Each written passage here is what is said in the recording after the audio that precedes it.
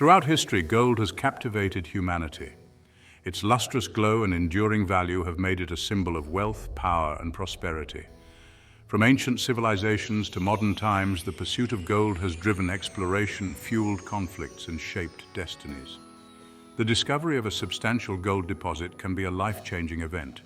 It represents not just financial security, but also the thrill of uncovering nature's hidden treasures. However, finding such a prize requires more than just luck. This is where expertise and education come in.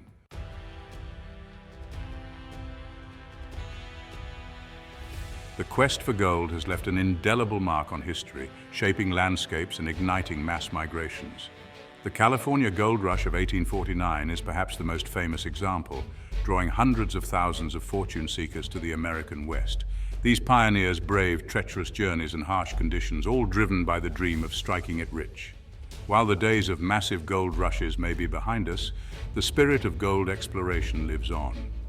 Today, prospectors employ a combination of traditional techniques and modern technology to uncover gold deposits in remote corners of the world. The tools and methods have evolved, but the fundamental goal remains the same: to unearth nature's hidden bounty. Whether you're a seasoned prospector or a curious beginner, our goal is to provide you with the insights and practical advice you need to increase your chances of success.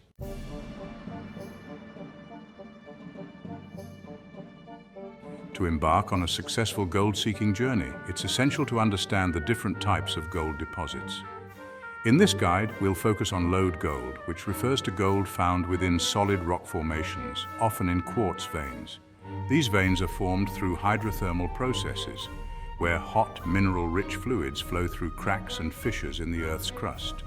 By learning to identify the geological indicators of lode gold, you'll be able to narrow your search and focus your efforts on the most promising areas. From understanding how gold moves through the environment to recognizing the subtle clues that point to its presence, we'll equip you with the knowledge and confidence to embark on your own gold exploration adventure.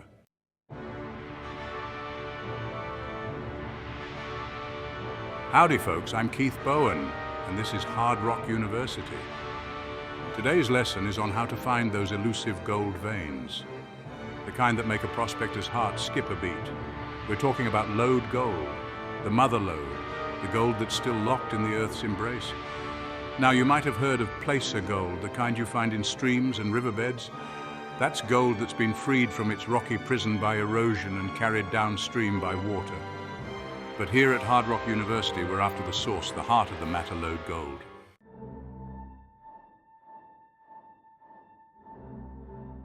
Now, to find lode gold, you need to understand how it forms. It's brought up from deep within the earth by hot, mineral-rich fluids. These fluids flow through cracks and fissures in the Earth's crust, and as they cool, they deposit the gold along with other minerals, often in the form of quartz veins. Over millions of years, erosion and weathering wear down the surrounding rock, exposing these veins to the surface. As rain falls and streams flow, they carry away bits of the exposed gold. The lighter particles are washed downstream, forming those placer deposits that prospectors love to chase.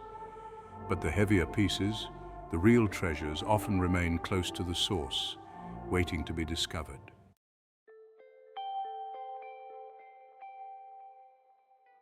So how do we find these hidden veins of gold?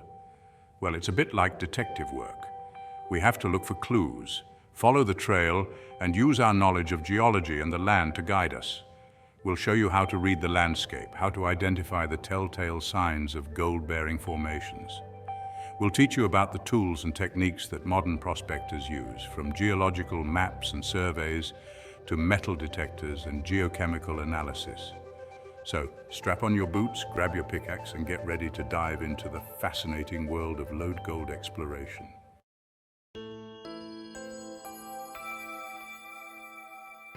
Now, when you're out prospecting for lode gold, the first thing you need to do is get a feel for the lay of the land. You're not just looking for any old rock.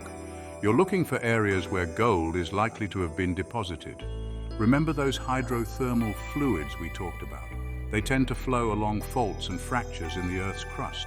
So start by studying the topography, looking for ridges, valleys, and any signs of geological disturbances. Look for areas where the rock has been broken up, shifted, or otherwise altered.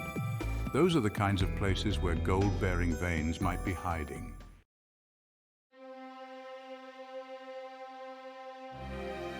One of the best ways to find gold is to think like a gold nugget. Imagine you're a tiny piece of gold being carried downstream by a rushing current. Where are you most likely to settle? That's right, in places where the water slows down and drops its load. Places like bends in the river, behind boulders, or at the confluence of two streams. Prospectors call these places gold traps because that's where gold tends to accumulate over time. And you know what else acts like a gold trap?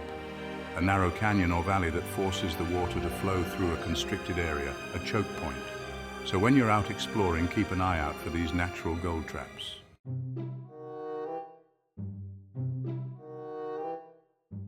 Now, panning for gold isn't just about swirling dirt in a pan, it's about reading the story that the water tells. Each pan of gravel is like a page from the Earth's history book, and it's up to you to decipher the clues. As you pan, pay attention to the different types of material you're finding. Are you seeing a lot of heavy, black sand? That's a good sign, as black sand is often associated with gold. Are you finding other heavy minerals, like garnet or magnetite? Those are good indicators too, and of course, keep your eyes peeled for those telltale flecks of gold.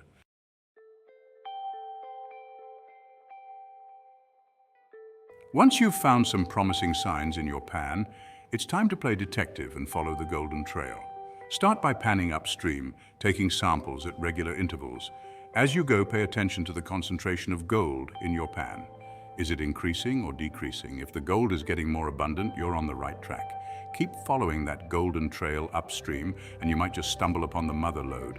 But if the gold starts to peter out, don't despair. Simply backtrack to the last spot where you had good color and start exploring the surrounding area.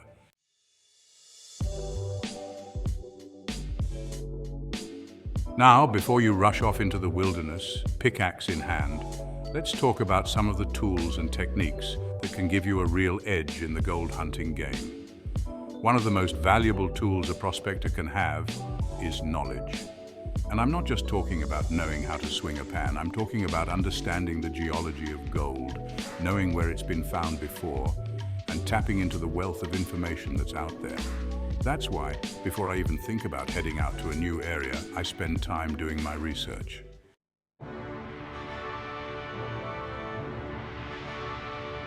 Now, don't get me wrong, I'm not saying you need to be a geologist to find gold.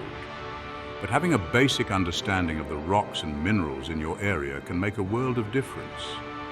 You see, gold is often associated with certain types of rock formations like quartz veins, granitic intrusions, and old volcanic areas. Knowing what to look for can help you narrow down your search and focus your efforts on the most promising spots. And that's where those geological maps and surveys come in handy.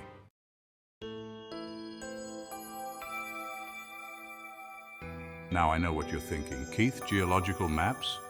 Those things are about as exciting as watching paint dry. Well, I hear you folks, they can be a little dry. But trust me on this one, those maps are pure gold. Think of it this way. A geological map is like a road map that shows you where the different types of rocks are located. And just like you wouldn't go on a road trip without a map, you shouldn't go prospecting without a geological map.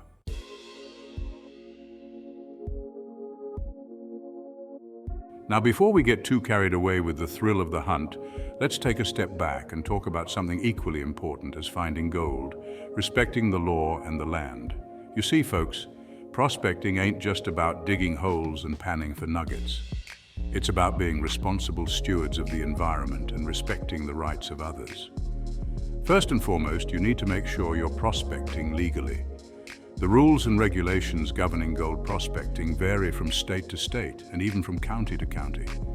Some areas might be open to public prospecting, while others might require permits or be completely off limits. So before you even think about sticking a shovel in the ground, do your homework.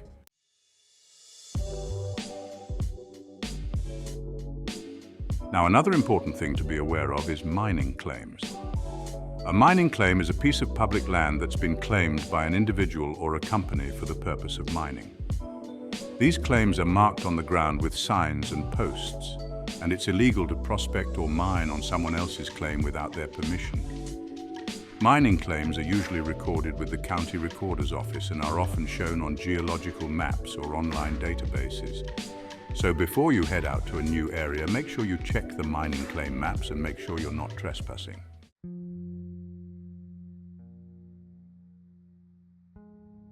Now let's talk about something that's near and dear to my heart: safety. You see, folks, prospecting can be a dangerous business if you're not careful. We're talking about working with heavy equipment, sharp tools, and uneven terrain, often in remote areas far from help. So before you head out on your next prospecting adventure, make sure you're prepared for anything. Always tell someone where you're going and when you expect to be back. Pack plenty of water, food, and extra clothing. And make sure you have a first aid kit and any necessary medications. And remember, folks, safety always comes first.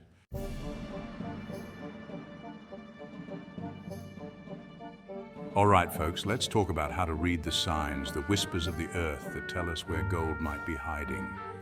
Remember those hydrothermal fluids that carry gold? Well, they don't just disappear without a trace. They leave behind clues, subtle changes in the rocks and minerals that act like signposts for savvy prospectors. Think of it like this. You're out in the wilderness looking for a hidden spring.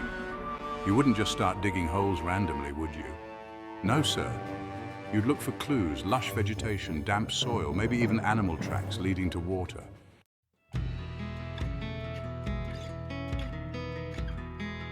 Now, one of the most common and reliable indicators of gold is quartz. Remember those quartz veins we talked about earlier? Well, they're like highways for gold, often carrying it along with other minerals like pyrite, also known as fool's gold, and chalcopyrite. So when you're out exploring, keep your eyes peeled for quartz outcrops. Look for white, milky, or glassy veins running through the surrounding rock. And here's a pro tip. Pay close attention to quartz that's stained red, brown, or yellow. Those stains are often caused by iron oxides, which are frequently associated with gold. Now, not all quartz is created equal. Some quartz veins are barren, meaning they don't contain any gold. But if you find quartz that's heavily stained or shows signs of mineralization, like small crystals or metallic flecks, it's definitely worth further investigation.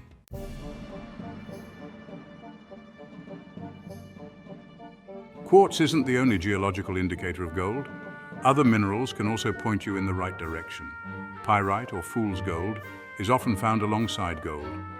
Arsenopyrite is a silver-white mineral found in gold-bearing veins.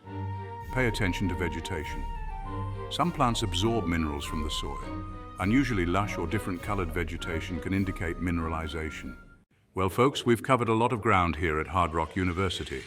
We've talked about the geology of gold, the tools of the trade, and the importance of safety and respect for the land. Prospecting for gold is more than just a way to make a living. It's an adventure. It's about connecting with nature, testing your limits, and experiencing the thrill of the hunt.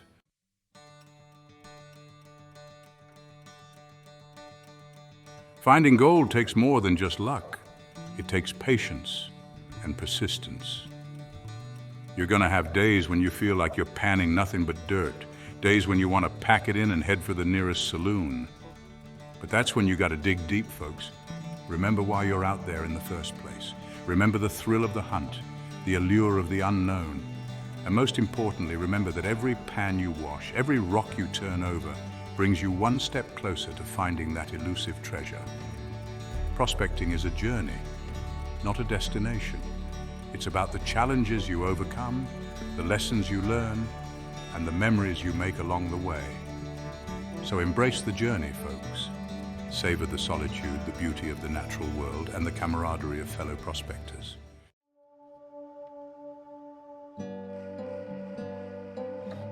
As you embark on your gold-seeking adventures, remember these golden rules.